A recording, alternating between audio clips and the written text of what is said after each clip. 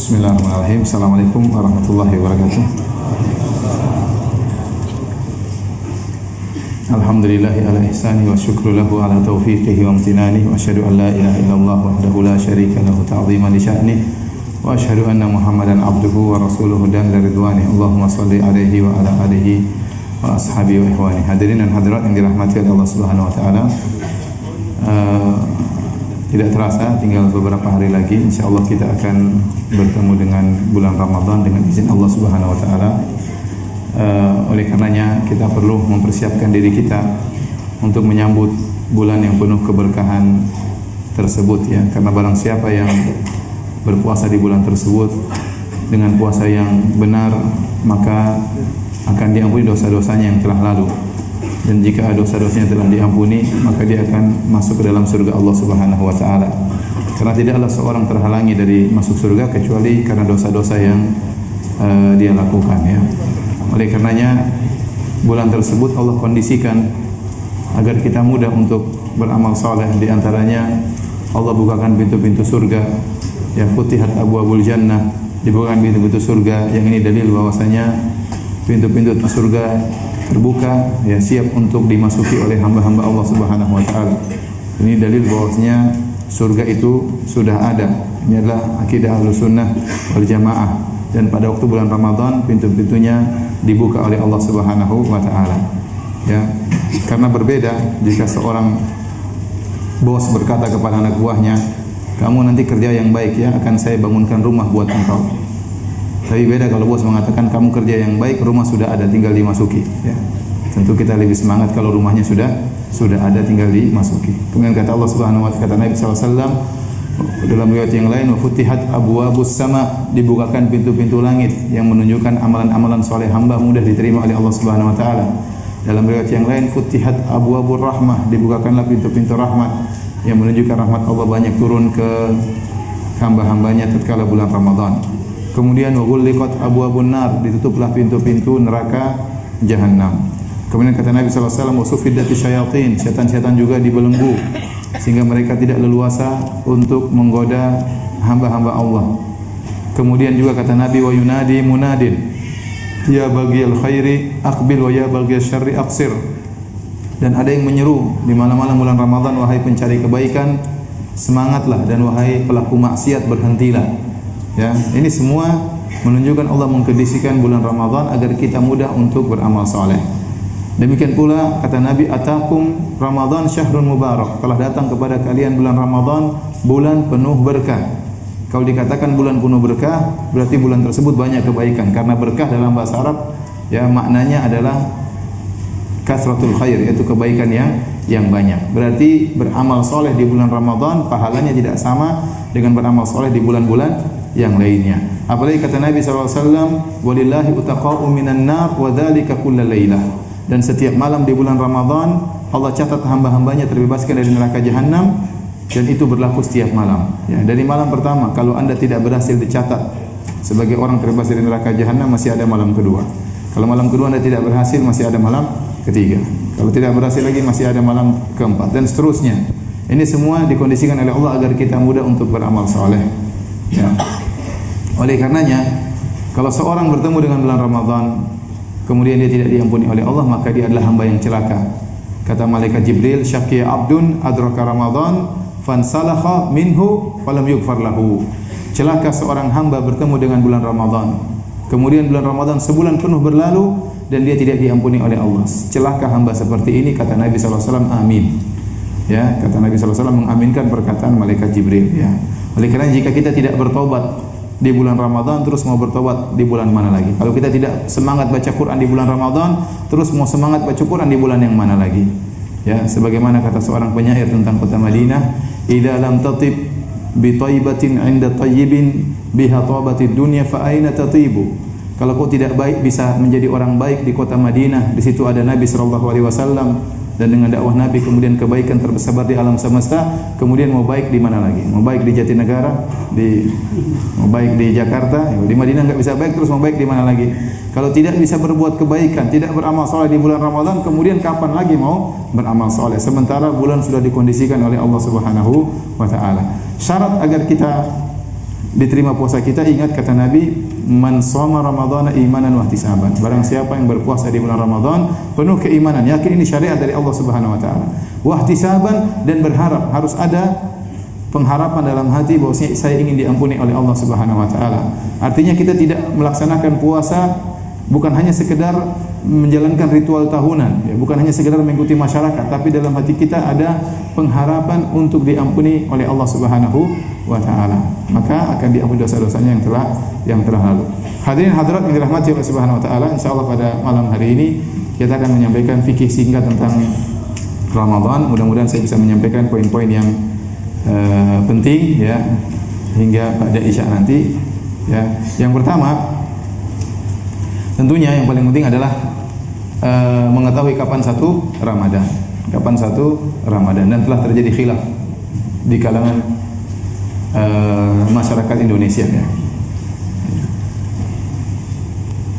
Yang benar bahwasanya bulan Ramadan ditentukan dengan melihat apa? Melihat hilal ya. Melihat hilal, karena Nabi berkata, "Sumu li ru'yatihi wa aftiru li ru'yatihi fa in ghumma 'alaikum fa'akmilu iddata Sya'ban 30."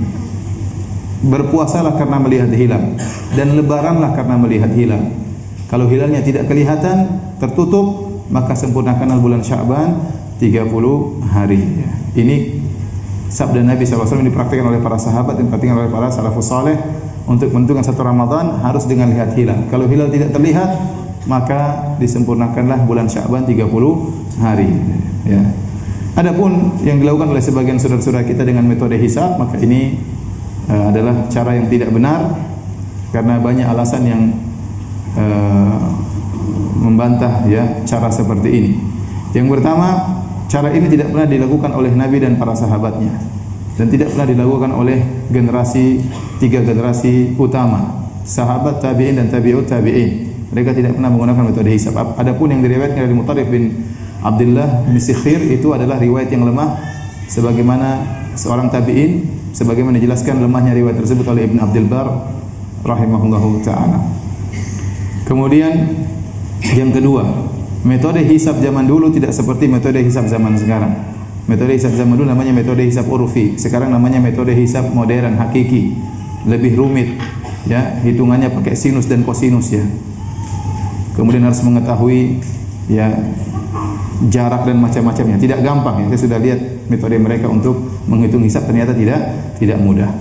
Kemudian kalau kita pun menghitung dengan metode hisab zaman sekarang, maka ternyata orang-orang yang menentukan satu Ramadan dengan metode hisab, mereka ada sekitar 5 metode ya.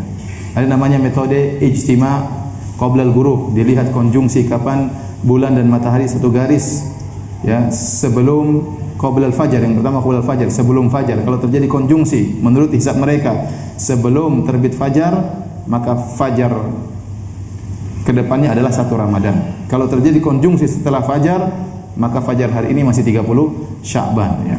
Ini metode tersendiri. Ada metode berikutnya, al-ijtima' qabla al-ghurub, dilihat terjadi konjungsi apakah sebelum terbenam matahari.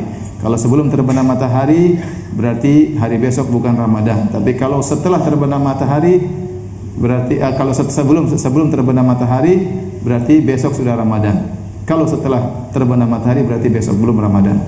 Metode yang ketiga lagi namanya imkanur ru'yah ya. Ada juga metode ghurubul hilal ya, ba'da ghurubis syams. Ini metode lain lagi, hisab juga. Dengan hisab dia tahu bahwasanya hilal akan terbenam setelah terbenam matahari. Yang keempat namanya imkanur ru'yah ya. Harus dilihat kalau secara perhitungan hisab ternyata hilal lebih dari 2 derajat di atas ufuk, maka besok satu Ramadan. Dan metode yang kelima namanya metode wujudul hilal. Ini juga metode hisab. Yang penting menurut hisab, hilal sudah berada di atas ufuk meskipun 0,1 derajat, maka itu besok satu Ramadan. Ternyata ini 5 metode yang saya sebutkan tadi, ini cara penentuan hilalnya berbeda-beda. Jadi kalau kita tanya ikut metode hisab yang model mana? Ada 5 metode apa? Hisab ya. Yang benar bahwasanya dengan cara melihat hilal. Kenapa? Di antaranya juga karena meskipun ada hilal, tapi kalau tidak kelihatan, Nabi suruh menyempurnakan bulan Sya'ban 30. Dalam hadis Ibnu Abbas, kata Nabi SAW, wa in hala bainakum wa bainahu sahab. Kalau seandainya hilal tersebut terhalangi oleh awan menghalangi kalian, berarti hilalnya sudah ada nih. Wa in hala bainakum wa bainahu ay bainal hilal sahabun. Kalau ada awan yang menghalangi antara kalian dengan hilal, berarti hilalnya ada atau tidak? Ada. Maka sempurnakan bulan Sya'ban 30 hari. Nah, mereka yang menggunakan hisab, kata mereka, yang jadi patokan bukan terlihatnya hilal, tapi yang jadi patokan adalah adanya hilal. Hilal ada atau tidak? Ada. Dari mana kamu tahu? Saya sudah hitung. Kelihatan enggak? Enggak kelihatan. Tapi tahu dari mana? Karena saya sudah hitung. Ada enggak hilalnya? Enggak ada. Enggak terbukti, enggak terlihat, enggak terfoto. Tapi menurut hitungan sudah ada. Oleh karenanya yang benar bukan adanya hilal, tapi terlihatnya hilal. Karena kalau ada hilal tapi ada awan yang menghalangi, Nabi suruh untuk menyempurnakan bulan Sya'ban 30 hari. Ala kulli hal, ya, pendapat yang benar, pendapat 4 mazhab bahwasanya menentukan satu Ramadan dengan melihat hilal atau menyempurnakan bulan Sya'ban 30 hari. Dan kita tidak usah ribut dengan saudara-saudara kita karena kita sama mereka sama-sama sepakat akan berpuasa pada tanggal 1 Ramadan, ya. Baik. Setelah mengetahui 1 Ramadan, tentunya kita harus berniat. Ingat, niat harus dipasang dari malam hari, ya. Kata Nabi SAW, malam yubaiti siyam qabla al-fajr fala siyama lahu. Barang siapa yang tidak pasang niat sebelum terbit fajar, maka tidak ada puasa baginya. Dan ini berbeda dengan puasa sunnah. Kalau puasa sunnah kita boleh pasang niat di pagi hari. Sebagaimana dalam hadis Rasulullah SAW bertanya kepada istrinya, "Aindaki ta'am?" Ada makanan enggak? Kata istrinya, tidak ada. Kata Nabi, "Idzan fa ana shaim." Kalau gitu saya puasa, ya. Demikian juga diriwayatkan dari banyak sahabat, dari Abu Hurairah, dari Abu Talha Al-Ansari, kemudian dari Hudzaifah bin Yaman, dari Ibnu Abbas radhiyallahu ta'ala anhuma, dari Hudzaifah bin Yaman, ya. Kemudian juga dari Ibnu Abbas yang saya sudah sebutkan, ya. Mereka diriwayatkan dari dalam Sahih Al-Bukhari, mereka sahabat ini, ya, dari Abu Darda radhiyallahu anhu juga, kalau mereka bertanya kepada istri-istri mereka, "Ada sarapan pagi enggak?" Kata istrinya, "Tidak ada." Kata mereka, "Kalau begitu kami puasa." Kalau gitu kita puasa, ya. Seandainya semua suami seperti ini, luar biasa, ya. Istriku ada sarapan enggak? Enggak ada. Kalau gitu papi puasa. Ada sarapan enggak? Besoknya lagi enggak ada. Kalau gitu papi puasa. Besoknya lagi, besok ada sarapan enggak? Mami enggak ada. Mami ngapain aja. Jadi nah, kalau puasa wajib harus dari malam hari. Apakah harus melafalkan niat? Jawabannya tidak perlu, karena tidak pernah dicontohkan oleh Nabi. Tidak ada Nabi melafalkan niat dalam hadis sahih, tidak ada dalam hadis dhaif, tidak ada dalam hadis palsu juga tidak ada, ya. Demikian juga sahabat ribuan tidak diriwayatkan dari mereka melafalkan niat, ya. Oleh karena cukup terbetik dalam hati kita sudah berazam untuk puasa, maka sudah cukup. Seorang kalau pasang jam waker untuk bangun sahur, berarti dia sudah niat. Buktinya dia sudah pasang jam waker. Kalau seorang beli nasi bebek Madura untuk sahur, berarti dia sudah niat untuk apa? Sahur. Sudah cukup. Itu sudah niat sahurnya. Baik. Ustaz, bolehkah kita puasa niat langsung 1 bulan? Lebih hati-hati tiap malam kita berniat. Tapi sebagian ulama memberi rukhsah, seperti ulama Syafi'iyah, boleh berniat langsung 1 bulan penuh. Kenapa? Dalilnya apa? Karena Allah menilai Ramadan 1 paket 1 bulan, bukan per hari. Dalam Sahih Al-Bukhari, Rasulullah SAW bersabda, "Syahrani la yanqusan, syahra Aidin, Ramadan wa Dzulhijjah." Kata Nabi dalam Sahih Al-Bukhari, 2 bulan yang tidak akan berkurang nilainya, yaitu 2 bulan yang ada lebarannya. Ramadan, puasa yang diakhiri dengan lebaran, kemudian Dzulhijjah, haji yang di tengah-tengahnya ada lebaran apa? Haji. Maksudnya apa 2 bulan ini tidak akan berkurang? Para ulama menjelaskan maksudnya bulan itu terkadang 29 hari, terkadang 30 hari. Nah, menurut Nabi 29 hari puasa sama dengan 30 hari puasa, nilainya sama saja. Nilainya sama saja. Bahkan dalam hadis Sunan Abi Dawud dan dari Ibnu Mas'ud, kebanyakan Rasulullah SAW berpuasa itu 29 hari daripada 30 hari. Jadi Nabi menjelaskan, Anda puasa 29 hari atau Anda puasa 30 hari sama saja nilainya di sisi Allah. Ini kata Ibnu Hajar, berarti Allah tidak menilai per hari, tapi Allah nilai per paket. Yang penting satu bulan. Jadi Ramadan dilihat bukan per hari, tapi satu bulan. Kalau dilihat 1 per bulan, 1 paket per bulan, berarti seorang boleh berniat langsung 1 bulan. Ini sisi pendalilan disebut oleh Hafidz Ibnu Hajar dalam Fathul Bari. Baik. Kalau kita sudah berniat, maka selanjutnya silakan kita siap-siap untuk bersahur, ya. Jadi Ramadan pertama kali puasa, sejarah puasa, pertama kali Rasulullah SAW datang ke kota Madinah, Rasulullah SAW berpuasa mewajibkan kepada para sahabat puasa hari Asyura, yaitu 10 10 Muharram. Dan Rasulullah SAW di awal-awal datang kota Madinah suka untuk menyepakati ahlul kitab, ya, dengan harapan ahlul kitab tersebut bisa masuk ke dalam Islam. Ya, Rasulullah SAW menyelisih orang musyrikin dan bersepakat dengan apa? Ahlul kitab di awal-awal Islam. Ya, makanya Nabi SAW waktu sholat juga di awal-awal menghadap apa? Baitul Maqdis. Itu kiblatnya Yahudi. Namun setelah itu 16 bulan dirubah oleh Allah menghadap ke Ka'bah, ya. Demikian juga Nabi SAW di awal datang kota Madinah puasa seperti ahlul kitab, puasa hari Asyura. Hari Asyura puasanya hukumnya wajib. Kemudian setelah itu pada tahun 2 Hijriah turun firman Allah, ya ayyuhalladzina amanu kutiba alaikumusiyam kama kutiba alladzina min qablikum la'allakum tattaqun. Wahai orang yang beriman, diwajibkan sekalian berpuasa sebagian diwajibkan atas ahlul kitab sebelum kalian. Maka wajiblah puasa bulan Ramadan. Maka akhirnya puasa Asyura hukumnya jadi mansukh dari wajib menjadi sunnah. Wajib menjadi apa? Sunnah. Awal tahun 2 Hijriah sehingga yang wajib jadi puasa Ramadan berapa hari? 1 bulan, 30 hari atau 29 hari. Namun di awal diwajibkan puasa bulan Ramadan sama, mirip dengan puasanya ahlul kitab sebagaimana penjelasan Ibnu Jarir At-Tabari. Ahlul kitab dahulu mereka puasa tanpa sahur. Demikian juga para sahabat di awal diwajibkan puasa tanpa sahur. Aturannya barang siapa yang sudah tidur malam sudah tidak boleh lagi makan dan minum. Artinya kalau ada seorang tidur jam 9 sudah enggak boleh makan lagi dan minum. Kalau dia terjaga jam setengah 10 kehausan enggak boleh minum lagi. Kenapa? Kalau sudah tidur tidak boleh lagi makan dan minum. Dan inilah cara puasanya ahlul kitab. Berjalanlah puasa seperti ini puasa yang sangat berat. Sampai akhirnya terjadi suatu peristiwa, seorang sahabat namanya Qais bin Sirmah Al-Ansari radhiyallahu taala anhu, dia bekerja di siang hari, dia berpuasa, kemudian waktunya berbuka dia pulang ke rumah. Tanya sama istrinya, ada makanan buat berbuka atau tidak? Kata istrinya tidak ada. Sekali lagi sahabat ini tidak ngomel-ngomel. Kamu ini ngapain aja, saya kerja dari siang. Jadi para sahabat tuh orangnya sangat apa? Tidak suka ngomelin istrinya, ya. Ya, sama istrinya juga tidak ngomelin suaminya sama. Maka istrinya bilang, tunggu saya cari makanan dulu. Istrinya pergi cari makanan, faghalabatu ainahu. Dia ngantuk ketiduran. Aturannya kalau sudah tidur nggak boleh apa? Makan. Akhirnya istrinya bawa makanan, lihat suaminya tidur, kata istrinya, khaibatan lak, rugi engkau wahai suamiku, rugi. Sudah nggak bisa makan, nggak bisa minum, nggak bisa berhubungan juga. Dalam sebagian riwayat, dalam riwayat mursal disebut oleh Ibnu Hajar, dia terbangun. Istrinya, kamu terbangun dia. Kamu belum tidur kan? Kata suaminya, sudah. Belum tidur? Sudah. Enggak boleh makan dan enggak boleh minum. Akhirnya dia pun tidak makan terus sampai besok puasa lagi. Siang harinya ghusyiya alaihi, dia pun pingsan.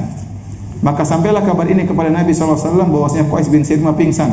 Maka turunlah firman Allah Subhanahu wa taala, "Uhilla lakum lailatas siyami rafathu ila nisaikum." Dihalalkan bagi kalian malam hari untuk bergaul dengan istri-istri kalian. Sehingga firman Allah, fal ana basyiruhunna wa batagu ma kataballahu lakum. Kalau malam hari silakan gaulilah istri-istri kalian. Wa kulu washrabu, makanlah dan minumlah kalian hatta yatabayyana lakumul khaytul abyadu minal khaytil aswadi minal fajar, sampai jelas benang putih dari benang hitam sampai terbit fajar. Fa farihu farahan syadidan. Kaum muslimin waktu turun ayat ini mereka gembira luar biasa. Antum coba antum bayangkan antum jadi sahabat. Aturan pertama malam enggak bisa berhubungan dengan istri. Kemudian tidak boleh makan, tahu-tahu berubah hukumnya, boleh sampai subuh. Semangat atau tidak? Semangat. Para sahabat gembira dengan gembira yang luar biasa. Kita pun sangat gembira. Kita bilang alhamdulillah sahabat tadi pingsan. Kita bilang jazakallah khairan. Kalau dia tidak pingsan, kita yang pingsan. Pingsan di siang hari, pingsan di malam hari. Baik hadirin hadirat yang rahmatullah subhanahu wa ta'ala, sejak itu maka berubahlah aturan, ada namanya sahur. Menyelisihi puasanya ahlul kitab. Makanya dia mengatakan al-faslu baina siyamin wa siyami ahlul kitab aklatus sahur. Pembeda antara puasa kita dengan puasa ahlul kitab adalah makan sahur. Maka berubah aturannya sejak saat itu, sejak pingsannya Qais bin Sirmah Al-Ansari radhiyallahu taala anhu. Maka ingat, di antara sunnah ibadah yang sangat mulia adalah makan sahur. Makan sahur. Kata Nabi SAW, tasaharu fa inna fi sahuri barakah. Makanlah sahur karena dalam sahur itu ada keberkahan. Kata Nabi, tasaharu walau biluqmah. Bersahurlah kalian meskipun hanya sesuap makanan. Tasaharu walau bijur'atin min ma'. Makanlah sahur meskipun hanya seteguk air. Apa keberkahan makan sahur? Ibnu Hajar menyebut dalam Fathul Bari, ada beberapa poin tentang keberkahan makan sahur. Pertama, jika Anda makan sahur, berarti Anda mengikuti sunnah Nabi SAW. Keberkahan yang kedua, Anda menyelisih ahlul kitab. Keberkahan yang ketiga, Anda mendapati waktu mulia. Sahur itu waktu yang berkah. Karena di waktu sahur Allah mudah memaafkan hamba-hambanya, Allah mudah mengabulkan doa hamba-hambanya, dan seterusnya. Wabil ashari hum yastaghfirun, kata Allah di waktu sahur mereka beristighfar. Oleh karenanya ingat, sahar itu dalam bahasa Arab artinya akhirul lail, penghujung malam. Ya, menjelang subuh itu namanya waktu sahur. Makanya kalau ada orang makan sahur jam 1 malam, itu bukan makan sahur. Itu namanya makan malam. Untuk menghindari bahaya laten, bahaya lapar tengah malam. Jadi makan sahur itu menjelang apa? Sahur. Itulah waktu keberkahan. Kemudian di antara keberkahan sahur, Anda makan yang berkah. Sahur itu makannya berkah. Nah, kalau Anda makan yang berkah, ini akan berpengaruh dalam aktivitas ibadah Anda di siang hari. Meskipun Anda puasa, Anda semangat baca Quran, semangat sholat sunnah, kenapa Anda makan makanan yang berkah? Karena kita yakin keberkahan makanan berpengaruh dengan aktivitas keagamaan kita. Jadi bukan masalah saya kuat, saya enggak perlu sahur. Bukan masalah kuat-kuatan. Masalahnya Anda makan makanan yang apa? Berkah. Kemudian kata Ibnu Hajar, di antara keberkahan sahur akan menghindarkan orang dari akhlak yang buruk. Kok bisa? Karena kalau orang tidak makan sahur, dia kelaparan. Kalau orang kelaparan suka marah-marah. Dengan makan sahur, seorang tidak suka marah-marah. Kenapa? Perutnya sudah terisi. Ya. Banyak orang ngamuk-ngamuk, banyak orang ribut-ribut, banyak orang demo-demo, banyak di antaranya karena sebabnya masalah apa? Perut. Ya. Baik, hadirin dan hadirat yang dirahmati oleh Allah Subhanahu wa taala, dalam satu hadis kata Anas bin Malik an Zaid bin Thabit radhiyallahu ta'ala anhuma, Zaid bin Thabit berkata, tasahharna ma'an Nabi sallallahu alaihi wasallam. Kami makan sahur bersama Nabi sallallahu alaihi wasallam. Thumma qama ila salat. Kemudian Nabi pergi menuju salat. Qultu, kata Anas bin Malik, kam kana bainas sahur wal adzan? Berapa jarak antara sahur dan adzan? Adzan sini kata para ulama maksudnya antara adzan dan iqamah. Antara sahur dan iqamah. Kata Zaid bin Thabit, qadru 50 ayat, seukuran membaca 50 ayat. Baik. Ini hadis dalam Sahih Bukhari. Ada beberapa faedah yang bisa kita ambil dari hadis ini. Yang pertama, disyariatkannya sahur bersama. Disyariatkannya sahur bersama. Jadi bukan disyariatkan bukan cuma buka bersama. Ya, bukan cuma bukber, ada juga sarber, ya, sahur bersama. Ya. Jadi yang mau kasih sumbangan jangan cuma sumbangan apa? Berbuka puasa. Sahur juga kasih apa? Sumbangan, terutama tatkala ada i'tikaf. Karena di antara sunnah adalah makan sahur bersama. Jadi kalau Anda diundang sama teman, ya akhi, makan sahur di rumah saya, Anda penuhi dalam rangka menjalankan sunnah Nabi sallallahu alaihi wasallam. Tapi kalau Anda tidak diundang, jangan ketuk rumah orang. Baik, yang kedua, faedah dari hadis ini pula yaitu bagaimana para sahabat mengukur waktu dengan bacaan Quran. Kenapa? Karena kehidupan mereka penuh dengan ibadah. Orang-orang Arab dahulu mengukur waktu bukan dengan perkara akhirat, tapi dengan perkara duniawi. Kata mereka, seukuran menyembelih seekor onta, seukuran menyembelih seekor kambing misalnya. Kalau para pelaku maksiat mengatakan seukuran minum 2 cangkir arak misalnya. Ya. Tapi para sahabat mengatakan seukuran membaca 50 ayat Al-Quran. Ya, karena mereka selalu ingat dengan hari akhirat. Ya.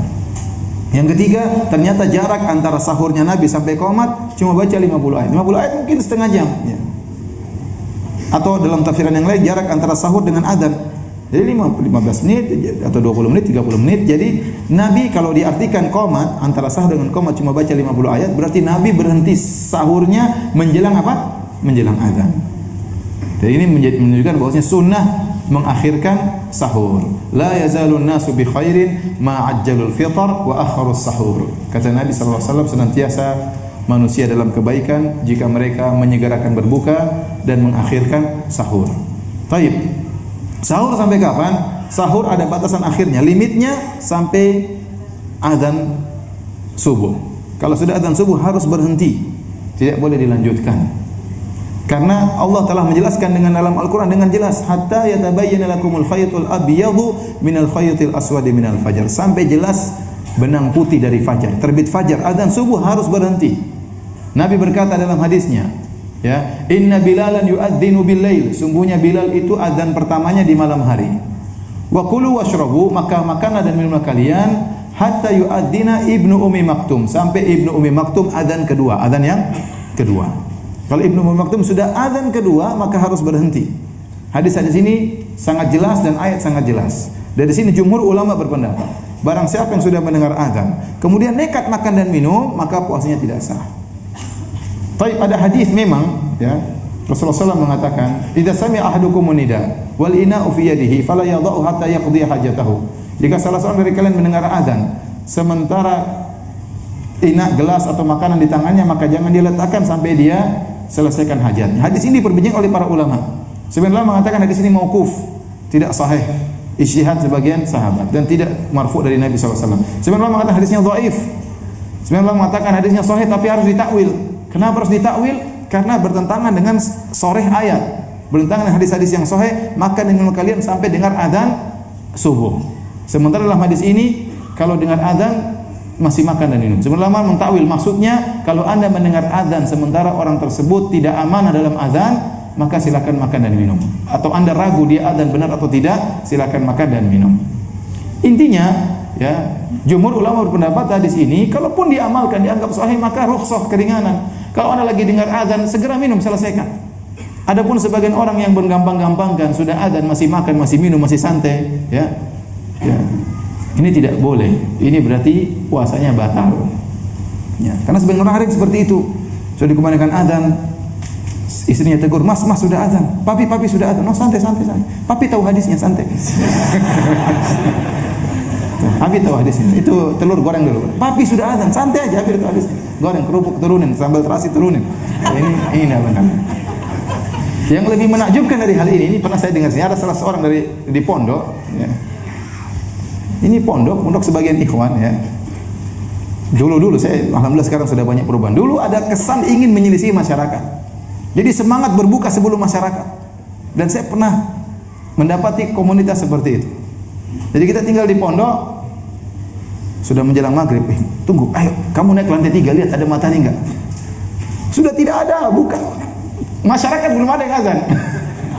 Di lantai 3 tidak. Ya gimana mau lihat banyak bambu, banyak pohon, banyak lihat mataharinya ada tapi ente enggak kelihatan karena ente naik lantai 3, naik lantai 100 baru.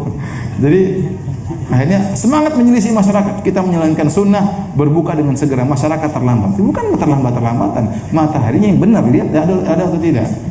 Demikian juga masalah sahur. Ingin mengakhirkan sahur sehingga berlebihan. Ini kejadian nyata. Saudara saya cerita, kerabat saya cerita. Kami tidur di suatu pondok, sholat lail bersama 10 hari terakhir, makan sahur bersama. Sudah tiba waktu azan subuh, seorang santri berkata, "Ustaz, saya azan dulu ya."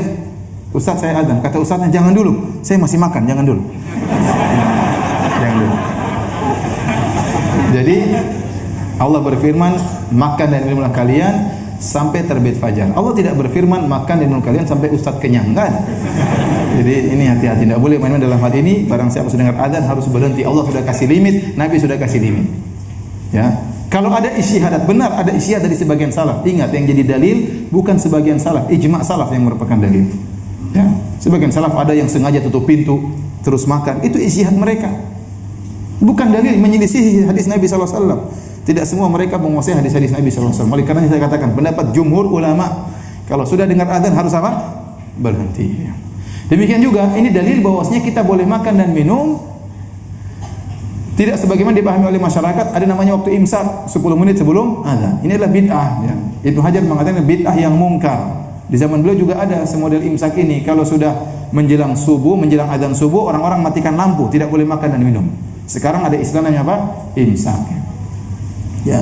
Jadi kalau 10 menit lagi, lama 10 menit. Seandainya imsak 1 menit masih mending. Ini 10 menit sebelum azan subuh sudah teriak di masjid, imsak. Padahal 10 menit waktu efektif, bisa nambah sepiring, 2 piring juga boleh. Dan masih bisa berhubungan dengan istri ya. Jadi jangan diharamkan apa yang dihalalkan oleh Allah Subhanahu wa taala. Baik. Kita lanjutkan.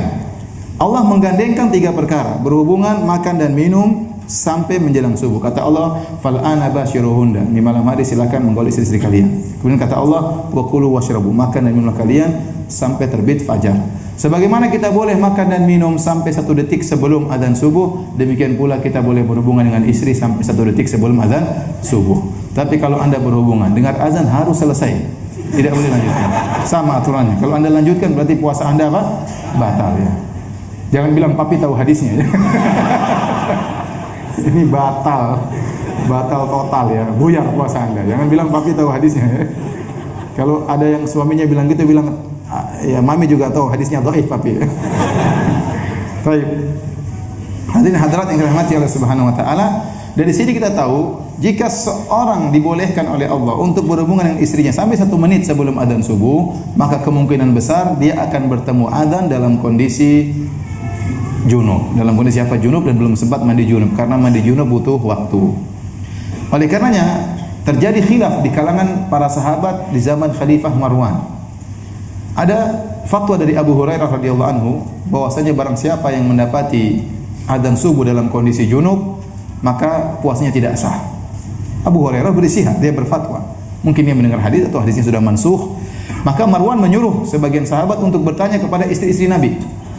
Maka berangkatlah sebagian sahabat atau tabi'in menuju ke istri-istri Nabi, yaitu ke Aisyah dan Ummu Salamah, bertanya tentang perihal hal ini. Maka Ummu Salamah dan Aisyah radhiyallahu anhuma berkata, "Kana an-nabiy sallallahu alaihi wasallam yudrikuhul fajr wa huwa junubun min ahlihi." Ya. Tsumma iktasala wa shalla. Ya. Nabi sallallahu alaihi wasallam mendapati fajar dalam kondisi junub min ahlihi, karena bergaul dengan istrinya. Dalam sebagian riwayat min ghairi ihtilamin, bukan karena mimpi basah. Beliau junub karena bergaul dengan istrinya. Setelah itu beliau mandi, kemudian beliau apa? Salat. Ini dalil tidak mengapa seorang mendapati subuh dalam kondisi junub. Misalnya seorang berhubungan dengan istrinya di malam hari, kemudian dia malas mandi junub karena dingin dan macam-macamnya, nanti ajalah pas subuh. Habis sahur baru dia mandi junub. Azan dia sedang mandi junub enggak jadi masalah. Azan dia masih dalam kondisi junub tidak jadi masalah, ya. Ini juga peringatan bagi kita. Hendaknya antara azan dan iqamat, hendaknya waktunya intervalnya agak panjang. Kenapa? Karena Nabi SAW mandi junub, ya. Kemudian pergi ke masjid, kemudian masih sempat sholat 2 rakaat sebelum apa? Subuh, ya. Dan ini yang dipraktikkan di Arab Saudi, interval jarak antara azan subuh dengan qomat sekitar 25 menit atau sampai 30 menit, ya. Di tanah air kita terkadang cuma 5 menit. Jarak antara azan pertama dengan apa? Azan dengan apa? Qomat. Cuma 5 menit, 2 rakaat, kemudian salam-salam, kemudian qomat. Ya, dan ini tidak benar, ini menyelisih sunnah, ya. Ya, kalau ente junub kemudian gimana? Ente mandi sampai di masjid sudah buyar semuanya. Ya. Apalagi seorang mengumandangkan azan. As-salatu khairu minan naum. Orang terbangun, salat lebih baik daripada tidur. Kemudian dia pergi ke toilet, dia buang air, sikat gigi, kemudian dia berwudu, jalan sampai masjid, salat sudah selesai. Jadi as-salat khairu minan naum. Ente bilang tadi salat lebih baik daripada tidur. Saya sudah datang, ente sudah selesai. Nah, jadi harus ada interval antara adzan dengan iqamah. 10 menit kah atau 15 menit itu sudah baik. Kira-kira persiapan cukup orang untuk apa? Mandi junub, untuk datang ke masjid. Bagaimana dengan wanita yang haid? Ini diperselisihkan oleh para ulama. Wanita yang haid, ibu-ibu dengarin baik-baik ibu-ibu. Jangan ngobrol sendiri ibu-ibu, ya. Apalagi ngobrol bersama, ya. Kalau wanita haid di tengah malam dia suci, jam 2 suci ternyata. Kemudian dia sahur, dia belum mandi junub, belum mandi janabah. Kemudian dia belum mandi janabah, sudah terdengar azan. Bagaimana puasanya? Sah atau tidak? Sah, ya. Ada khilaf, ya. Sebenarnya mengatakan tidak sah karena tidak bisa dikiaskan antara haid dengan junub. Sebenarnya mengatakan sah. Ini pendapat jumhur ulama, ya. Lebih hati-hati agar kita keluar dari khilaf. Seorang wanita kalau sudah suci di malam hari hendaknya dia mandi sebelum azan subuh. Baik, kita lanjutkan. Allah berfirman setelah itu, "Tsumma atimus siyama ilal lail." Kemudian lanjutkanlah puasamu sampai malam hari, ya, sampai malam hari. Nah, di siang hari kita menjaga diri kita, ya, tidak makan, tidak minum, tidak berhubungan dengan istri. Jangan melakukan pembatal-pembatal puasa agar puasa kita diberkahi oleh Allah dan kita diampuni dosa-dosanya oleh Allah Subhanahu wa taala. Tapi pembatal puasa ada 2 model. Pertama, pembatal pahala puasa, yang kedua pembatal puasa yang sungguhnya. Adapun yang pertama pembatal pahala puasa, itu jika orang banyak melakukan maksiat tatkala sedang puasa. Puasanya sah tapi pahalanya enggak ada. Kata Nabi sallallahu alaihi wasallam, "Rubba sha'imin laisa lahu min siyami ila al-ju' wal 'atash, wa rubba qa'imin laisa lahu min qiyami ila as-sahar." Betapa banyak orang yang puasa namun dia tidak meraih dari puasanya kecuali lapar dan dahaga. Betapa banyak orang yang salat malam, dia tidak meraih dari salat malamnya kecuali hanya begadang saja. Ya. Kenapa dia bermaksiat tatkala sedang berpuasa? Ya. Makanya Nabi menyuruh kita beradab tatkala sedang berpuasa. Kata Nabi sallallahu alaihi wasallam, ya idza kana yaumu siyami ahadikum fala yarfuth wala yaskhab. Kalau kalian sedang berpuasa kata Nabi maka jangan berkata-kata kotor dan jangan teriak-teriak. Sahab diartikan dengan teriak-teriak, siyah dan diartikan dengan jidal. Jangan teriak-teriak dan jangan suka berjidal. Jangan suka berdebat tatkala sedang puasa Ramadan. Wa in sabbahu ahadun, kalau ada orang yang mencelanya, au syatamahu, ya, atau mencaci makinya, au qatalahu dalam riwayat atau mengajak dia berantem, falyakul ini mru'un shaim, katakanlah saya sedang puasa. Saya tidak mau berantem, saya tidak mau teriak-teriak, saya sedang berpuasa, saya tidak mau berdebat, saya tidak mau bertengkar sama kamu. Kamu berkelahi dengan saya nanti malam, jangan sekarang ya. Jadi sedang berpuasa tidak boleh. Kita ingin menjaga pahala puasa kita. Jadi saya katakan hindari, ini adab tatkala berpuasa. Anda sedang berpuasa, jangan suka debat di media sosial. Ya. Jangan suka berjidal di WhatsApp. Ya. Karena jidal tersebut seringnya tanpa aturan. Seringnya hanya menimbulkan pertikaian. Seringnya hanya menimbulkan kebencian. Terkadang canda pun berlebihan. Oleh karenanya, hindari hal ini. Sedang puasa jangan la yaskhab kata Nabi. Saya ulangi lagi, yaskhab artinya jangan teriak-teriak dan jangan berjidal. Ini tafsiran dari para ulama. Karena akan mengurangi pahala kita. Demikian juga jangan melakukan maksiat. Kata Jabir bin Abdullah dalam Musannaf Ibnu Abi Syaibah, "Idza sumta," kalau kau sedang berpuasa kata Jabir, "falyasum sam'uka wa basaruka wa lisanuka." Kalau kau sedang berpuasa, maka hendaknya matamu juga puasa, telingamu juga puasa, lisanmu juga puasa. Ya. Anil kadzib wal maharim. Jangan kau berdosa, jangan kau mengucapkan kata-kata yang haram. Wa an adal jar, dan jangan kau mengganggu tetanggamu. Dalam riwayat adal khadim, jangan kau ganggu pembantumu. Ya.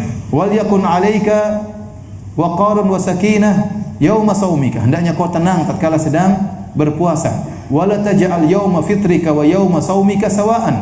Dan jangan kau samakan antara hari puasamu dengan hari tidak berpuasa. Jadi harus pandangan, telinga, lisan harus berpuasa juga. Maka hati-hati sedang berpuasa jangan dengar yang macam-macam. Jangan dengar musik-musikan. Ya. Kalau dengar ada musik-musik matikan. Kalau dengar musik istighfar, jangan sampai kepala ikut goyang ya. Yang kedua, jaga pandangan. Hati-hati. Ini pandangan ini paling mudah membuat pahala kita ya mereteli sedikit demi sedikit. Pahala kita kena roaming sampai akhirnya habis. Saya sedih waktu ada yang bilang sama saya, "Ustaz, kita umroh Ustaz, habis umroh kita dibawa sama travel ke Mesir, terus nonton tari perut." Sebaliknya, nonton dulu tari perut baru tobat kepada Allah. Enggak ya, semuanya salah. Maksud saya, ini ngawur, masih mending nonton tari perut dulu baru apa? Bertobat. Ini habis bertobat kemudian nonton tari perut. Dia roaming pahalanya roaming habis. Apalagi ngelihatnya sambil melotot, habis itu pahala. Anda puasa juga demikian, hati-hati. Ada godaan yang sangat berat di zaman ini yaitu HP. Ya. Banyak wanita-wanita terbuka auratnya di HP dan kita lihat ya. Semua itu kena roaming, buat pahala kita apa? Berkurang sampai akhir habis bisa jadi minus. Ya, hati-hati. Kemudian lisan, jangan sampai bohong, jangan sampai dosa, jangan sampai ghibah. Sebagian salaf mengatakan barang siapa yang ghibah puasanya batal, bukan cuma pahalanya, puasanya batal harus qada. Ini pendapat sebagian sahabat. Dan ini pendapat dipilih oleh Ibnu Hazm rahimahullah. Ibnu Hazm dalam kitabnya Al-Muhalla mengatakan, barang siapa yang bohong, barang siapa yang ghibah puasanya batal, qada hari yang lain. Ya. Tapi pendapat jumhur ulama tidak. Pendapat jumhur ulama mengatakan barang siapa yang ghibah, barang siapa yang dusta, yang batal pahalanya, puasanya tetap sah. Tidak perlu mengqadha, tapi pahalanya batal. Dan yang seperti ini banyak dalam syariat. Seperti orang yang kedukun tidak diterima pahala salatnya selama 40 hari meskipun puasanya sah. Kata Nabi, man atakahina aw arrafan lam tuqbal salatu arba'ina yauman. Barang siapa yang datang kedukun atau para tidak normal, tidak diterima salatnya selama 40 hari. Orang yang minum khamar sama tidak diterima salatnya 40 hari. Sama orang yang berhaji dengan uang haram, hajinya sah tapi tidak ada pahalanya. Dahulu para ulama mengatakan kalau ada orang berhaji naik ontanya, hari tarwiyah pergi ke Mina, kemudian mabit di Mina, kemudian tanggal 9 pergi ke Arafah, wukuf di padang Arafah, kemudian melanjutkan pergi ke Muzdalifah, mabit di Muzdalifah, kemudian melanjutkan lagi pergi ke Mina bersama ontanya. Kata para ulama yang haji adalah ontanya, bukan dia. Kenapa? Karena dia berhaji dengan uang yang haram. Hajinya sah tapi pahalanya tidak ada. Maka Anda hati-hati jangan berdusta. Saya pernah ngisi pengajian di salah satu stasiun televisi nasional, televisi swasta, ya. Pegawai-pegawainya sesi pengajian tentang masalah puasa dan saya jelaskan hadis ini. Barang siapa yang berdusta maka puasanya sah tapi pahalanya batal. Maka ada pegawai yang tanya, "Ustaz, saya mau tanya, Ustaz." "Silakan," kata saya. "Ustaz, kita disuruh bos untuk bikin berita dusta, Ustaz. Apakah yang tidak diterima pahalanya cuma bos aja?" Ini pegawainya lugu ya. Bongkar kartu di depan pegawai yang lain, tapi dia karena ingin cari kebenaran dia tanya. Saya bilang bukan cuma bos, ente juga kena ya. Kenapa? Sama-sama bekerja sama dalam apa? Kebohongan demi meraih ya sebagian duit, sebagian harta, secerca harta, akhirnya pahala puasnya tidak ada. Oleh karenanya seorang tatkala berpuasa jaga diri, jangan bermaksiat, hindari hal yang tidak bermanfaat ya. Baik. Yang kedua adalah pembatal puasa yang hakiki. Pembatal puasa yang disepakati oleh para ulama ada 4. Yang pertama makan, yang kedua minum, yang ketiga jima, yang keempat haid dan nifas. Adapun makan, minum dan berhubungan Allah sebutkan dalam Al-Qur'an, tadi telah kita sebutkan fal ana basyiruhunna wabtagu ma kataballahu lakum wa kulu washrabu hatta yatabayyana lakumul khaytul abyadu minal khaytil aswadi minal fajr thumma atimus siyama ilal lail. Kata Allah, di malam hari silakan berhubungan istri-istri kalian, makan dan minum kalian sampai subuh.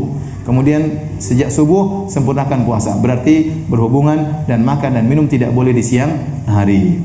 Ini 3 pembatal, makan, minum, berhubungan. Yang keempat haid dan nifas ya. Ya, alaysat idza hadat lam tusalli wa lam tasum, ya, bukankah wanita jika sedang haid maka tidak puasa dan juga tidak salat ya. Makanya wanita dengan ijma kalau sedang puasa tahu-tahu 5 menit sebelum adzan subuh, sebelum adzan maghrib, 1 menit sebelum adzan maghrib keluar darah, batal puasanya. Sia-sia dong Ustaz? Tidak sia-sia, tetap pahala jalan. Tetapi tetap harus mengqadha apa? Puasa. Tidak ada usaha yang sia-sia di sisi Allah Subhanahu wa taala. Tapi aturannya kalau keluar darah meskipun 1 detik sebelum adzan maghrib, maka puasanya batal dengan kesepakatan para ulama. Ya. Namun kata para ulama, seandainya pembatal puasa ini makan dan minum dan jima dilakukan tanpa sengaja, dan ini pendapat jumhur ulama, maka tidak mengapa. Tidak mengapa. Kata Nabi sallallahu alaihi wasallam, "Man shoma wa nasiya fa akala aw shariba falyutimma shaumahu fa inna ma at'amahu Allah wa saqah." Barang siapa yang berpuasa kemudian dia lupa, dia makan dan minum, maka sempurnakanlah puasanya. Sungguhnya Allah yang memberikan dia makan dan minum. Rizqun saqahu Allahu lahu. Ini adalah rizki yang Allah berikan kepadanya.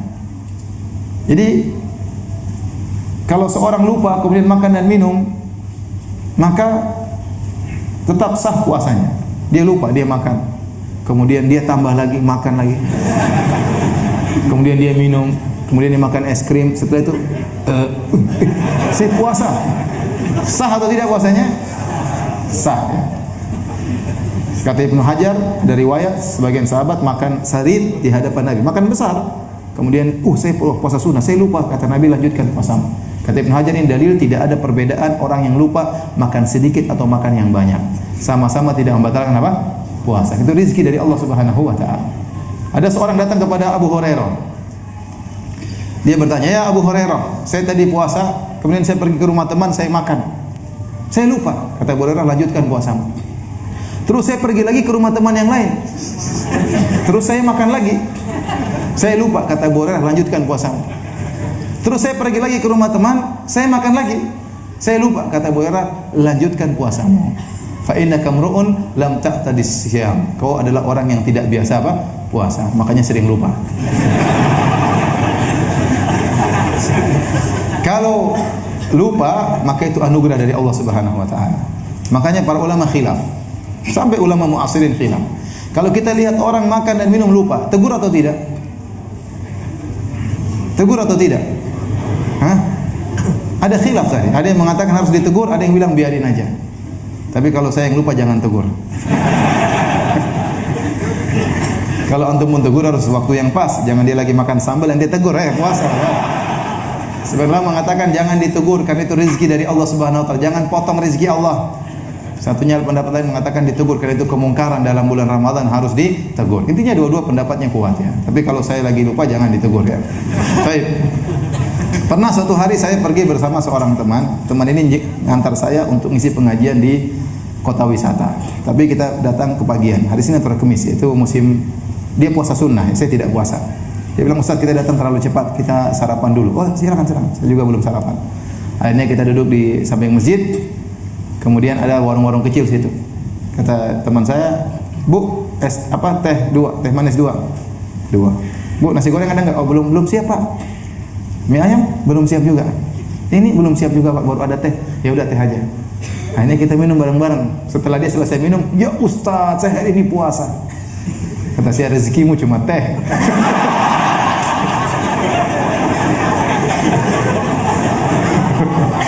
Rezekinya cuma apa? Cuma teh. Kok ada lupa ya? Jadi kalau lupa makan dan minum, puasa tetap apa? Tetap sah. Ya. Ustaz, bagaimana kalau berjima dengan istri lupa?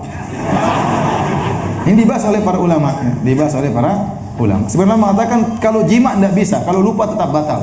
Kenapa? Karena Nabi menyebutkan barang siapa yang lupa makan dan minum. Nabi tidak mengatakan jima. Nabi mengatakan man shoma wa nasiya fa akala aw syariba.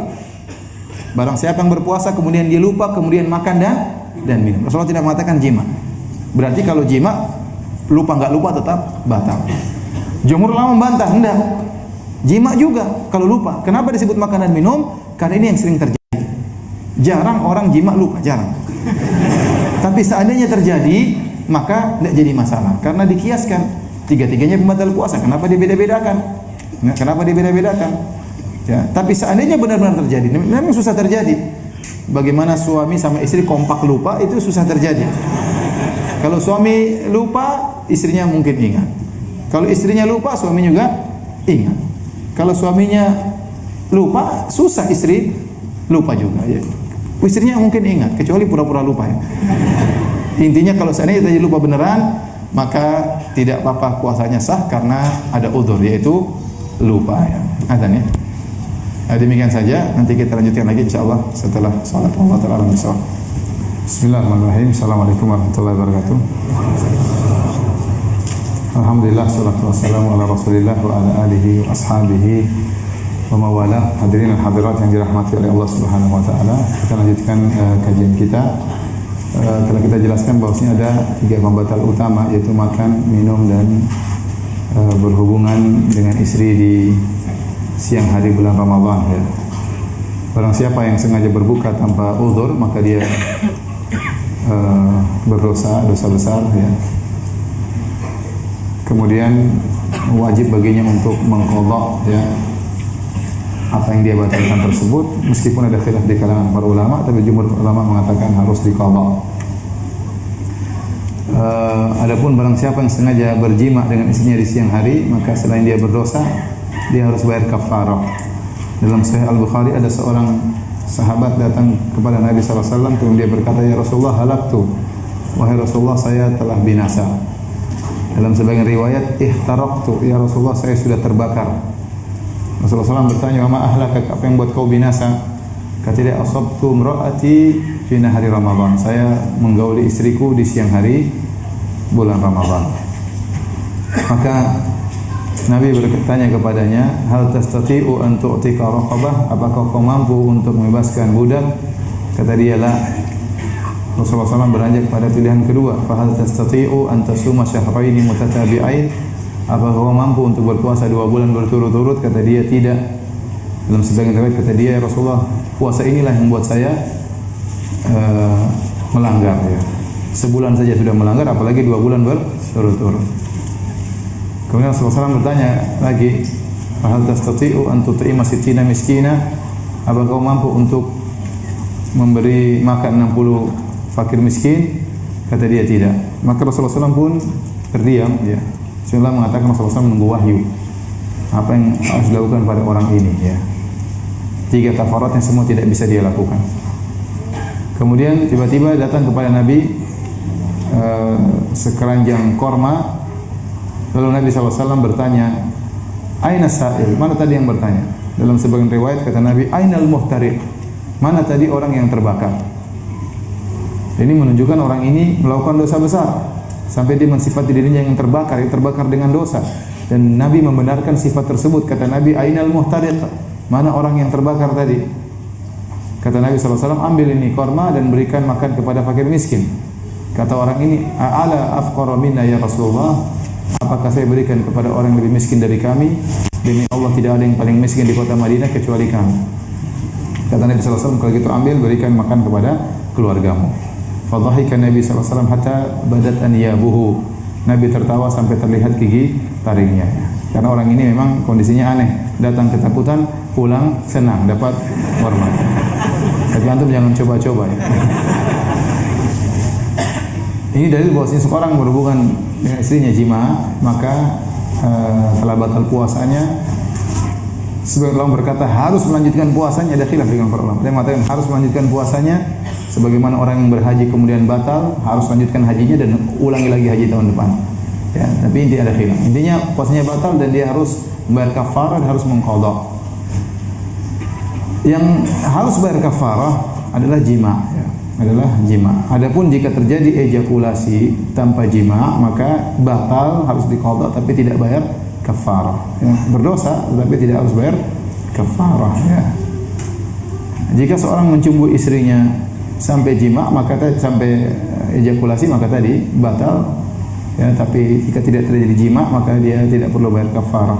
Adapun mencumbu istri selama dia bisa menahan diri, maka tidak mengapa. Kata Aisyah radhiyallahu taala anha, kana Nabi sallallahu alaihi wasallam yuqabbiluni wa yubashiruni wa huwa sha'im. Wa kana amlakakum li irbih. Kata Aisyah radhiyallahu anha, Nabi SAW menciumku dan mencumbuiku. Cumbu lebih daripada sekedar mencium. Ya. Nabi menciumku dan mencumbuiku padahal dia sedang berpuasa. Dia adalah orang yang paling bisa menahan syahwatnya.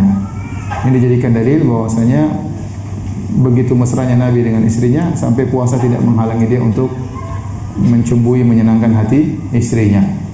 Jadi boleh tatkala Anda sedang berpuasa, Anda mencium ataupun mencumbui istri, tapi masing-masing tahu diri. Ya.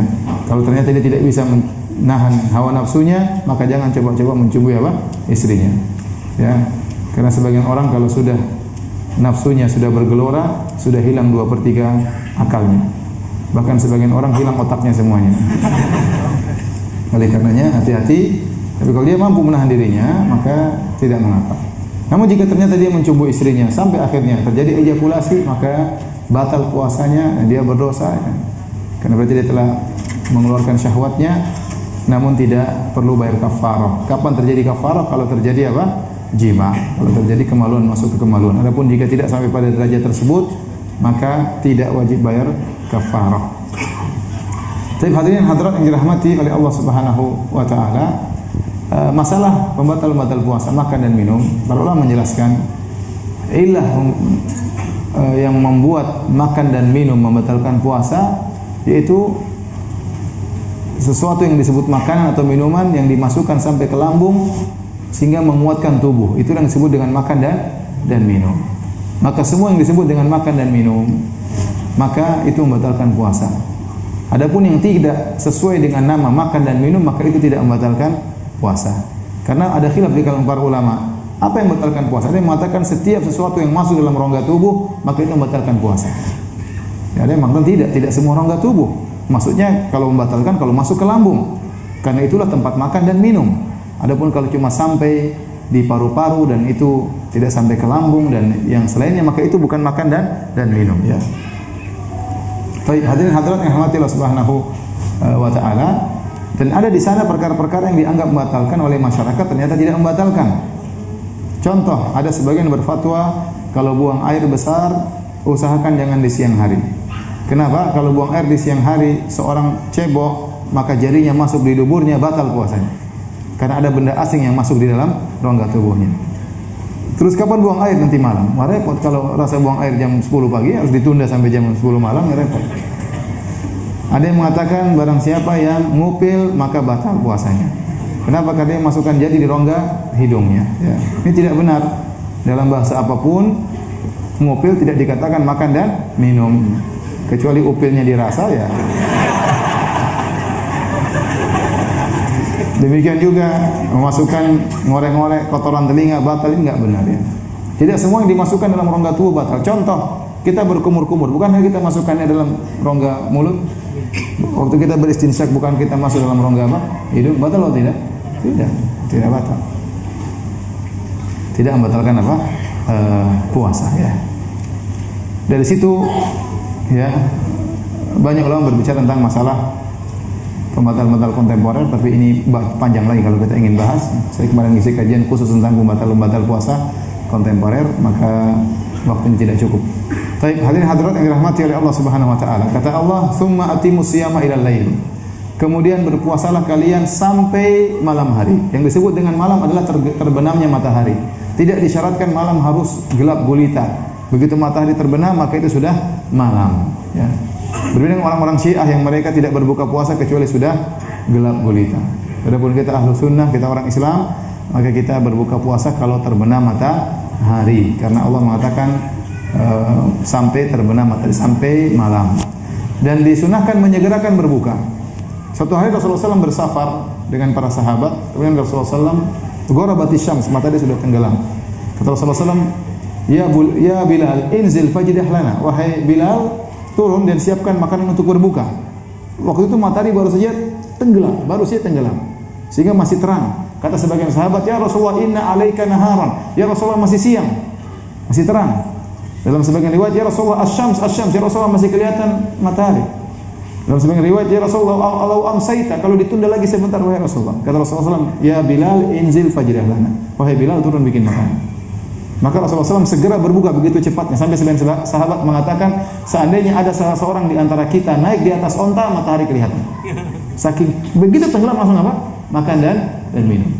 Karena sunnahnya segera berbuka. Maka Rasulullah SAW mengatakan, idza aqbala al-lailu min hahuna wa adbara an-naharu min hahuna wa gharabatis syams faqad aftara as-sha'im. Kalau malam sudah datang dari arah sana, kemudian siang telah pergi dari arah sana dan matahari telah tenggelam, gharabatis syams, piringan matahari terakhir sudah tenggelam, maka waktunya berbuka.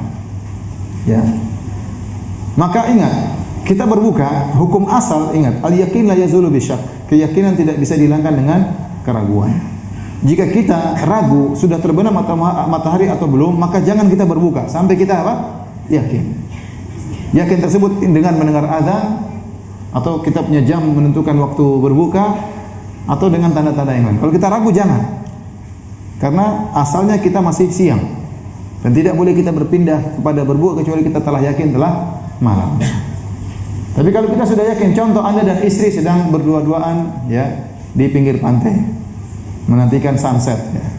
Kemudian matahari tenggelam pelan-pelan. Begitu tenggelam, silakan berbuka. Jangan ragu-ragu. Jangan bilang, "Mas, jangan dulu, Mas. Siapa tahu mataharinya balik." Enggak akan balik. Kalau balik kiamat berarti. Kalau tenggelam sudah dia enggak akan balik lagi. Ya udah, buka puasa. Belum azan, enggak jadi masalah. Azan itu belum tentu, ini kita depan mata. Azan itu untuk membantu kita lihat matahari sudah tenggelam atau belum. Wong sekarang matahari sudah tenggelam, azan mau enggak azan enggak urusan. Ya. Kita sudah boleh buka puasa karena sudah terbuka matahari tenggelam di hadapan kita. Baik. Saya tanya sama antum, ya. Mana yang lebih dahulu berbuka? Orang di lantai 100 atau di basement? Mana yang berbuka? Orang di lantai 100 atau basement atau sama saja? Nah, yang bilang sama saja angkat tangan.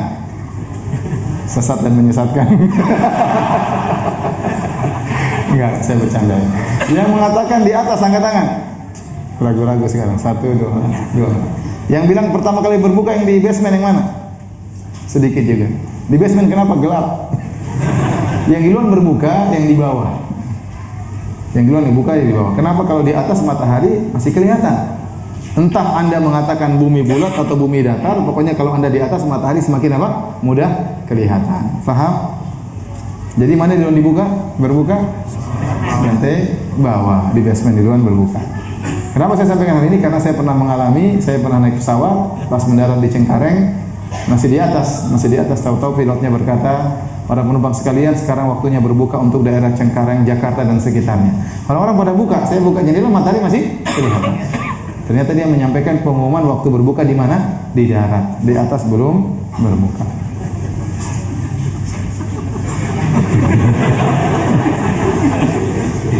Baik. Anda sahur dan Anda berbuka ikut waktu setempat di mana Anda berada. Anda sahur, Anda berbuka ikut waktu setempat di mana Anda berada. Baik. Sebagian orang salah dalam hal ini. Sebagian orang pergi umrah, berangkat dari Jakarta jam 1 siang, Saudi Airlines. Kemudian berangkat menuju Saudi, dan kita tahu di Saudi akhirnya waktu berbuka mundur 4 jam. Terkadang bisa 5 jam karena di sana berbuka terkadang bukan jam 6 kurang, bahkan setengah 7, bahkan jam 7.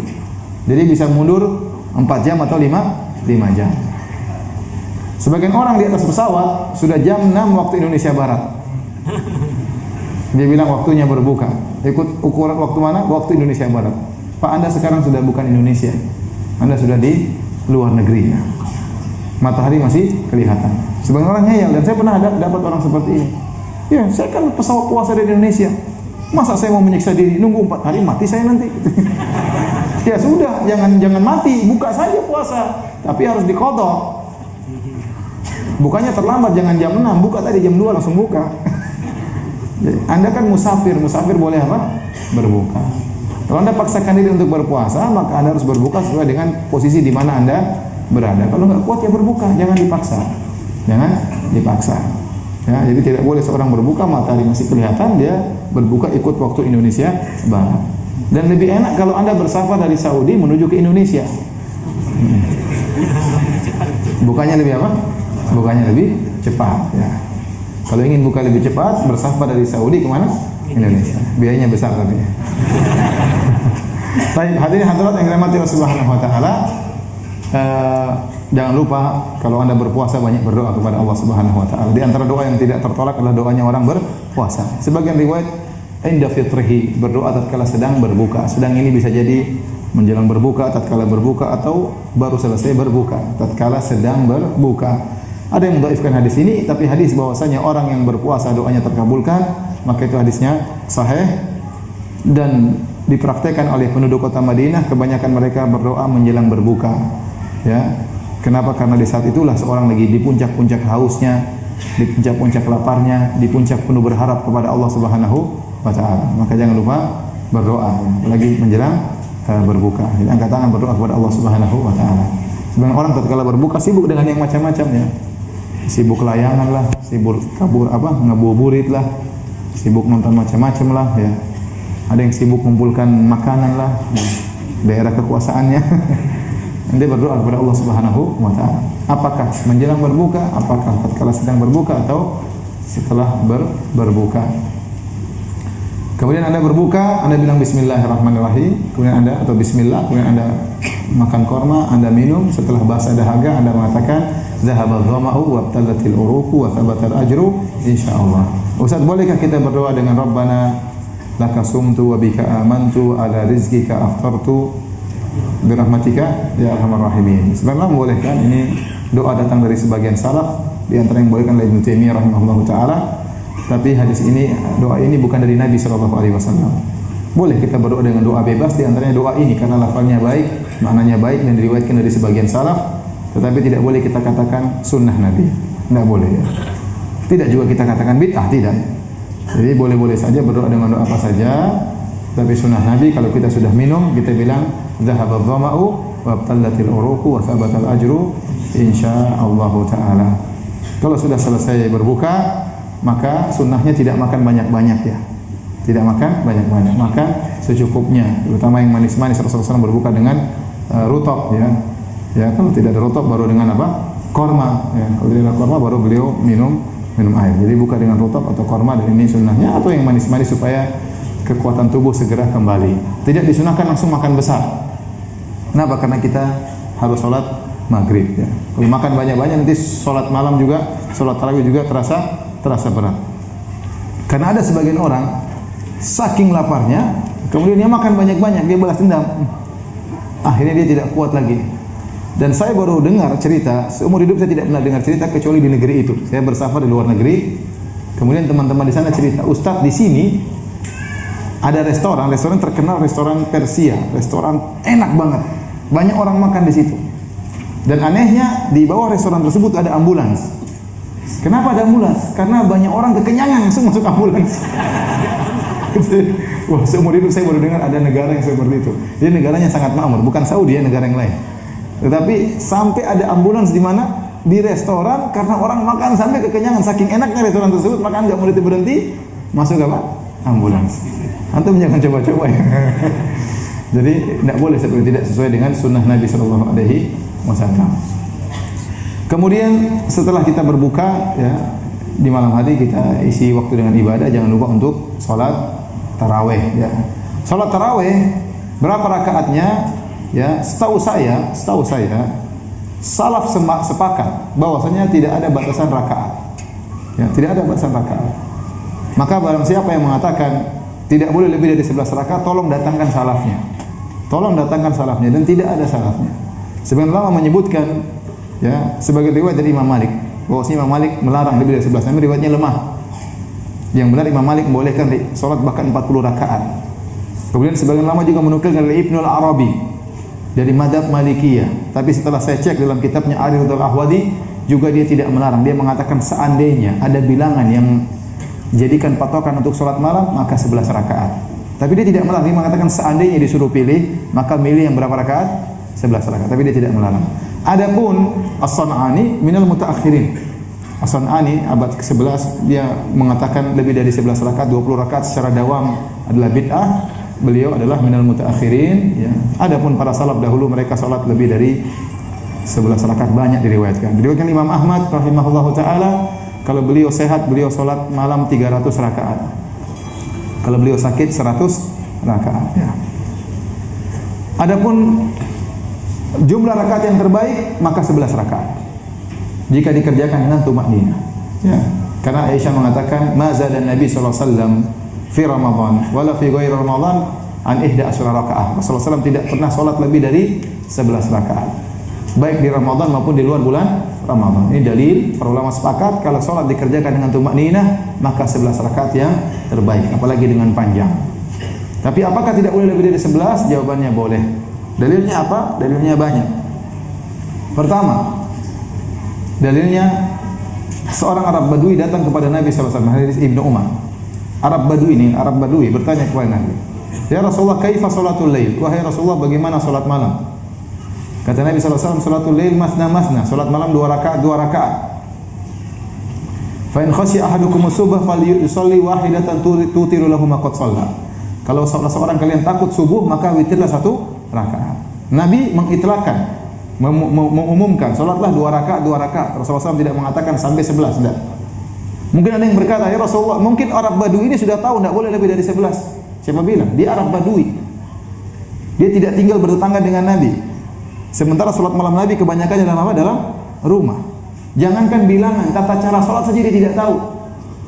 Makanya dia tanya bagaimana cara salat. Kata para ulama, wong cara salatnya saja dia tidak tahu, apalagi jumlah bilangannya. Dan Nabi memutlakkan, kata Nabi, salat malam 2 rakaat, terus 2 rakaat sampai subuh. Kalau takut subuh maka satu rakaat. Nabi tidak mengatakan jangan lebih dari 11. Ini dipahami oleh jumhur ulama, 4 mazhab. Bahkan Ibnu Taimiyah mengatakan barang siapa menganggap lebih dari 11 rakaat tidak boleh, faqad akhta, dia telah salah. Maka saya bilang kalau ada yang melarang lebih dari 11 rakaat, datangkan salafnya.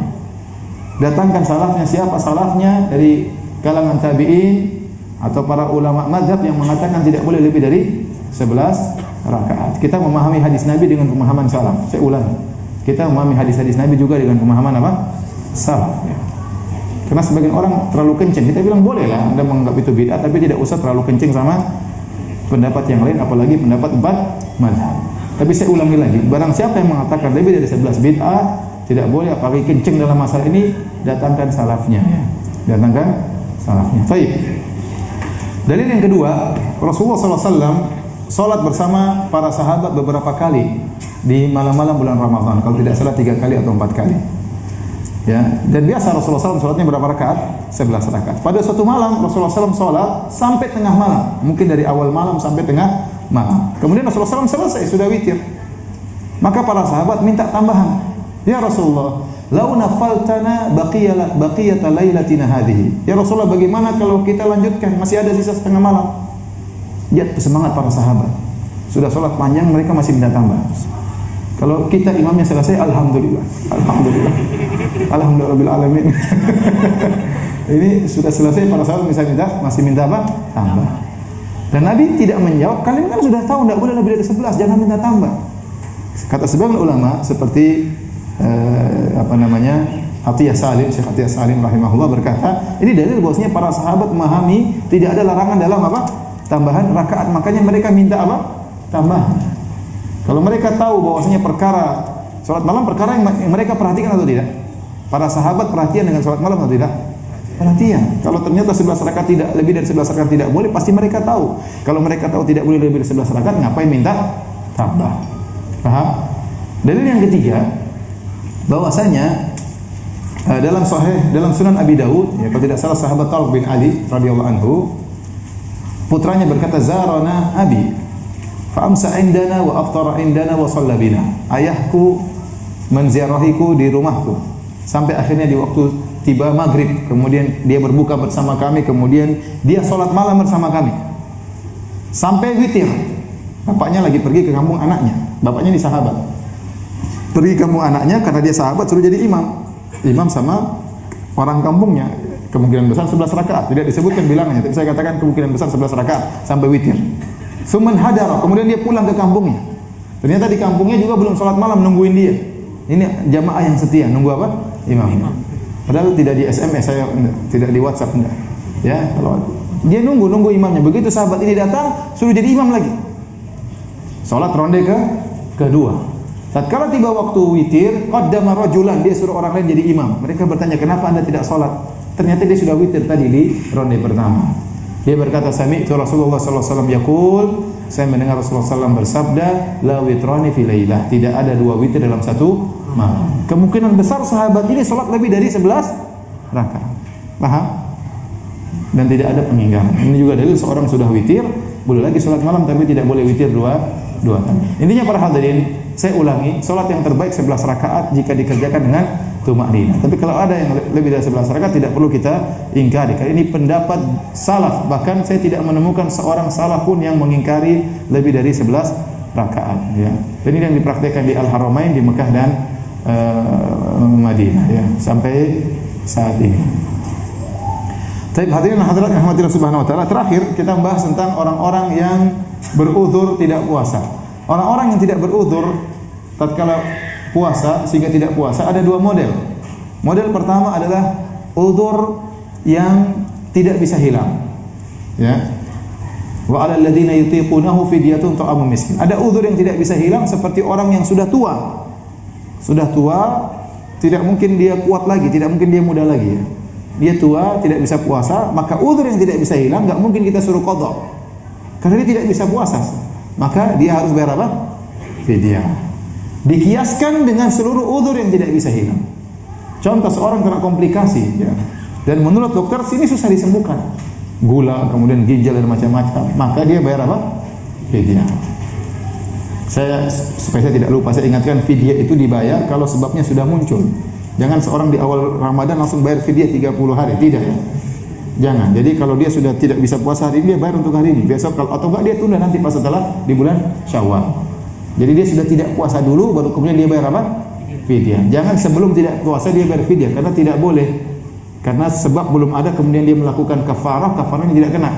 Harus timbul sebab dulu baru bayar apa? Bayar fidyah. Paham, ya?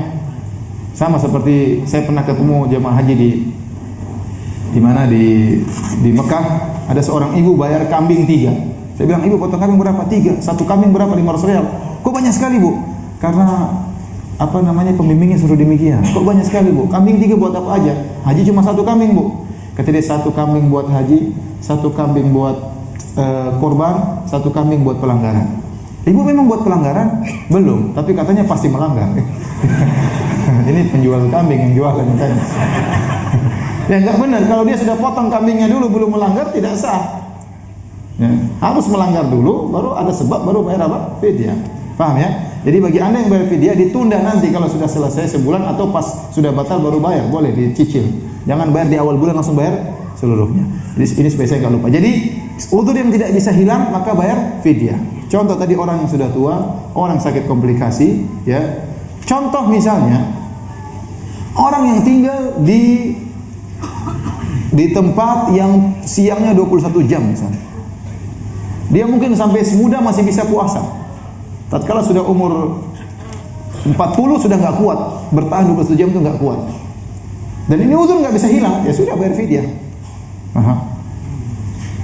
Tidak mungkin kita bilang wajib bagi kamu untuk safar ke Indonesia, ya nggak gampang seperti itu. Dia nggak kuat. Kalau dia mampu untuk di tempat lain silakan.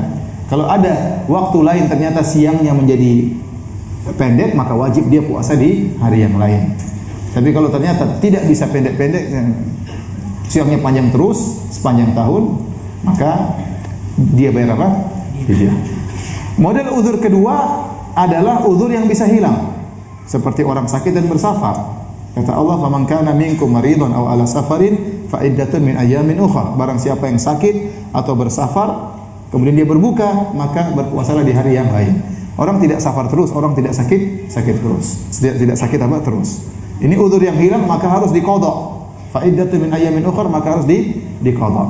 Ya, di antaranya haid dan nifas. Haid tidak haid terus, nifas juga tidak nifas terus. Ini adalah uzur-uzur yang bisa hilang, maka harus diqadha. Ada jenis uzur yang masuk di antara uzur yang bisa hilang seperti menyusui dan hamil. Hamil dan menyusui termasuk uzur yang bisa hilang apa uzur yang terus-menerus? Uzur yang bisa hilang. Secara kias harusnya wanita hamil dan menyusui harusnya mengqadha. Namun sebagian fatwa dari Ibnu Abbas dan juga Ibnu Umar, wanita hamil dan menyusui boleh membayar apa? Fidyah. Nah, makanya ada khilaf di kalangan para ulama. Saya katakan, wanita hamil dan menyusui sebaiknya mengqadha agar dia keluar dari khilaf. Tapi sendiri tidak mampu karena dia kondisinya tidak mampu, ya. Sebagian suami Masya Allah produktif hari ini, tahun ini istrinya hamil, tahun depan menyusui.